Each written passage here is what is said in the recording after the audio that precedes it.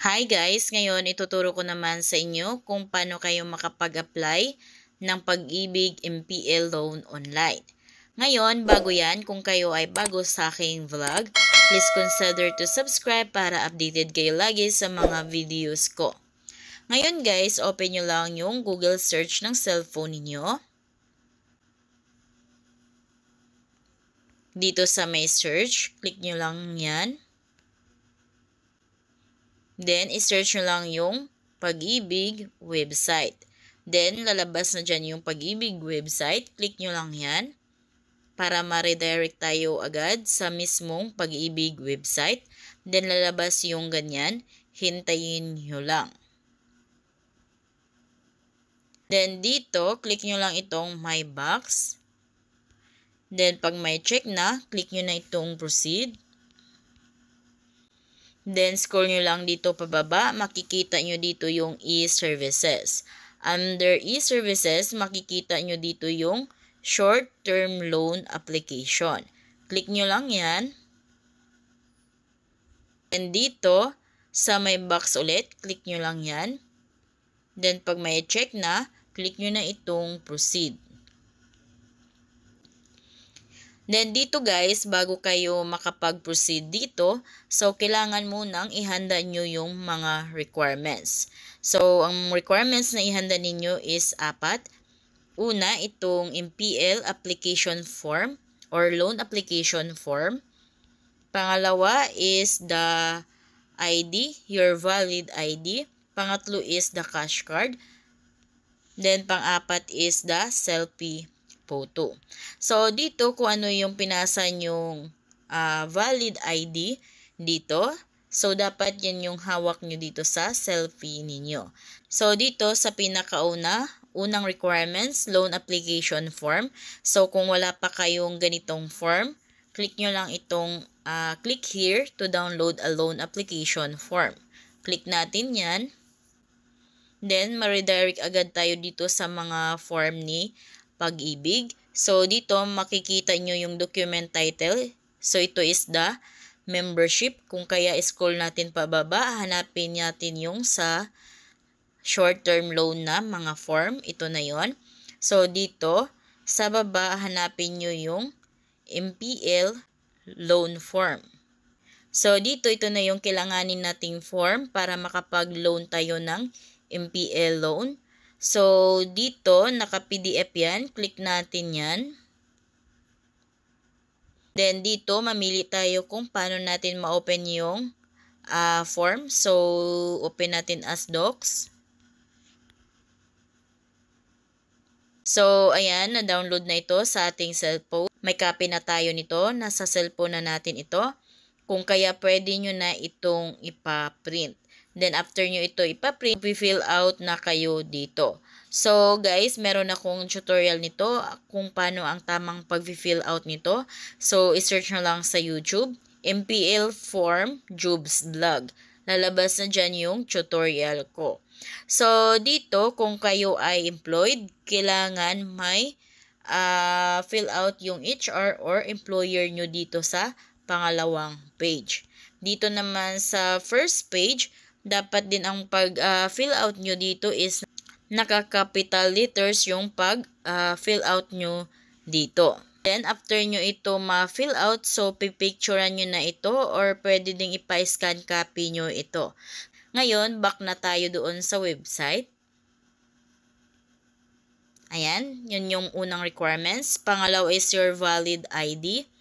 Pangatlo naman is your cash card. Dito sa cash card, so yung cash card ninyo, pwedeng issued ni AUB, Asia United Bank, or kaya ni UB, Union Bank of the Philippines, kaya ni LBP, Land Bank of the Philippines, or kaya ni UCPB, United Coconut Planters Bank. So, depende yan pagpunta nyo kay Pag-ibig kung anong bank yung may hawak ng Pag-ibig Loyalty Card Plus ninyo. Then, kung kayo ay magtatanong guys kung paano kung walang cash card, so kumuha kayo ng cash card dahil pag wala kayong cash card, hindi kayo makapag-loan dito. Dahil ang unang requirements is your cash card, which is the Pag-ibig Loyalty Card Plus. Ngayon, click natin tong here. para makita nyo yung sample kung anong itsura ng Pag-ibig Loyalty Card Plus. Ayan. So, ito yung cash card, guys. Ayan. So, dito makikita nyo kung anong klaseng bank yung may hawak ng Pag-ibig Loyalty Card Plus ninyo. Sa likod ng Pag-ibig Loyalty Card Plus ninyo, andun yung bank name. Ngayon, back na tayo. Ayan. Next is, dito sa selfie, dapat hawak nyo yung ID at saka cash card ninyo.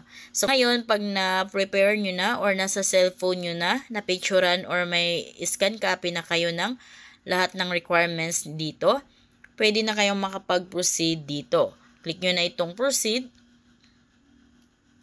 Then, dito, choose your loan. So, click natin itong select loan type. Then dito, dahil MPL loan yung tutorial ko, so mamili kayo dito. Ito lang sa dalawa yung titingnan ninyo. So, mamili kayo kung ilang terms yung pagbabayad nyo ng Pag-ibig loan ninyo. So, kung 3 ba or 2 years. So, kung gusto nyo mas mabilis matapos yung Pag-ibig loan ninyo, piliin nyo itong 2 years. Click nyo yan. Then, next is your membership ID number. So, ito yung mid number ninyo. Lagay nyo yung mid number ninyo dito. Then, dito, validate your mid number. Click natin yan. Then, lalabas na agad dyan yung kompletong pangalan ninyo at saka yung membership type ninyo. Then, dito, sa mobile number ninyo, kailangan nyo yung lagyan, yung cellphone number ninyo, then your email address. Pero dito sa landline, pwede nyo na yung hindi lagyan. Ayan, nalagay ko na yung cellphone number ko at email ko. Double check ninyo. Kung tama na, click nyo na itong next.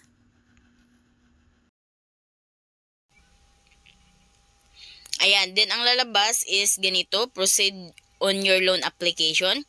Click nyo lang okay. Ayan, so magte-text si Pag-ibig ng OTP code sa inyo. So, click nyo lang itong okay. Then, hintayin nyo yung text. Ayan, so nag-click na tayo ng okay. Maghintay na lang tayo ng text. Ayan, one-time PIN. So, hintayin natin na ang text ni Pag-ibig. Ayan, dumating na. So, ang code is 1731. Ayan, so lagay natin 1731. Then, click proceed.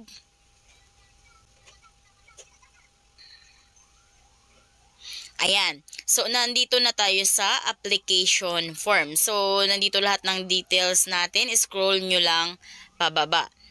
Then, dito, your cash card. Mamili tayo ng cash card dito na meron tayo. So, click na natin to para makapamili tayo ng cash card.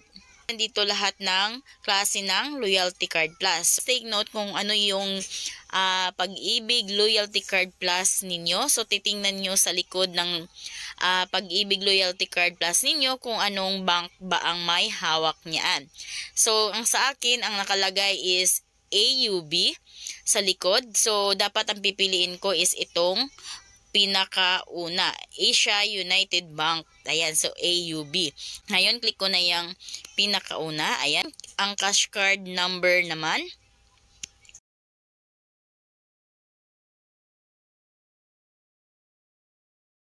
Then, ayan guys, ang nakalagay is valid. Ngayon, click na natin itong go to last steps.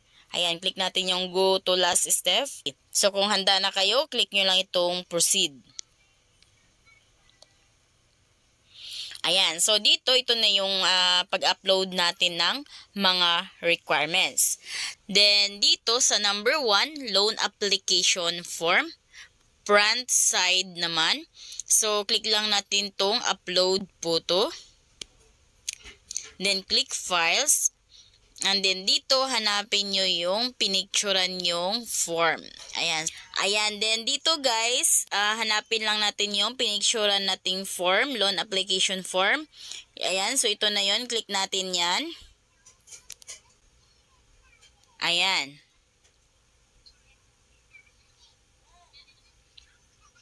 Ayan. So, pag may color green na, okay na yan. Na-upload na. Then, dito naman sa loan application form, reverse side. So, ito yung pangalawang form. Ayan, ito yung karugtong ng loan application form front side.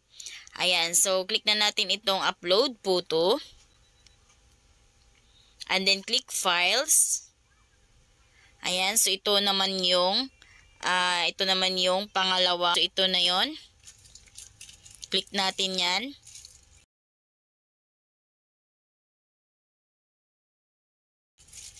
Then, hintayin natin na mag-color green yan. Ayan, nag-color green na siya, means nag-upload na. And then, pangatlo naman is one valid ID. Click na natin itong upload photo. Then, click files. And then, dito, hanapin natin yung ID natin. Ayan, so, hintayin ulit natin na mag-green.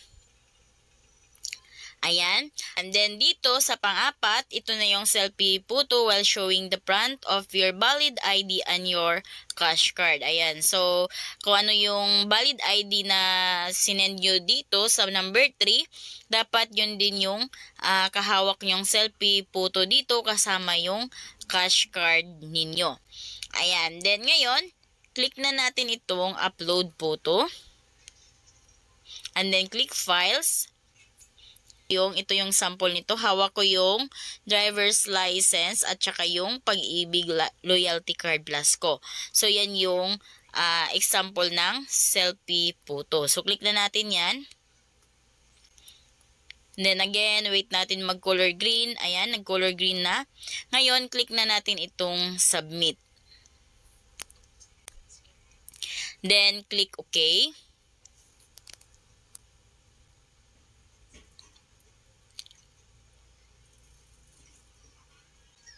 Ayan. So, ngayon guys, okay na yon. May text na si Pag-ibig sa atin. So, tingnan natin yung text niya. Ayan. So, nakalagay, Hi Joverlyn, your online STL application has been successfully submitted. Click this link to track the status of your loan application. So, click natin itong link na to. And then, open URL. Ayan, and then click natin ito. And then click proceed. Ayan. So, nakalagay dito guys, short-term loan status tracker. And ayan, na-receive na nila yung multi-purpose loan natin. Dahil na-receive na nila, for review na lang nila yan. And then after pag ma-review nila, so for approval na yan. Then kung approve na, for crediting na lang yan sa inyong Pag-ibig Loyalty Card Plus. And then, paano malalaman kung may laman na yung Pag-ibig Loyalty Card Plus ninyo? So, again, magte-text din si AUB or Asia United Bank, yung may hawak ng Pag-ibig Loyalty Card Plus sa inyo, na pumasok na yung pera sa inyo. So, magte-text sila. And then, kung gusto nyo naman makita yung balance niyo online, so, pwede din yon. Ang gagawin nyo lang, mag-download lang kayo ng ganitong apps, Hello Pag-ibig. Once na mag-install kayo niyan, may tutorial din pala ako nito guys kung paano magpa-register nito. So, lagay ko lang sa description ang link sa baba. So, maglalagin lang tayo. Ayan. So, ayan guys, pag once na pumasok na yung pera sa inyo, magte-text si AUB or Asia United Bank sa inyo na nakatanggap kayo ng pera. And then, once makikita nyo dyan yung available balance niyo, pag once na dumating na. So, much better din pag may Hello Pag-ibig apps kayo para yung pera is nakikita ninyo. So, madami kayong magagawa dito sa Hello Pag-ibig na apps na ito. So, itong Hello Pag-ibig apps na ito is ito yung Pag-ibig Loyalty Card Plus ninyo. So, ito yung online banking niya.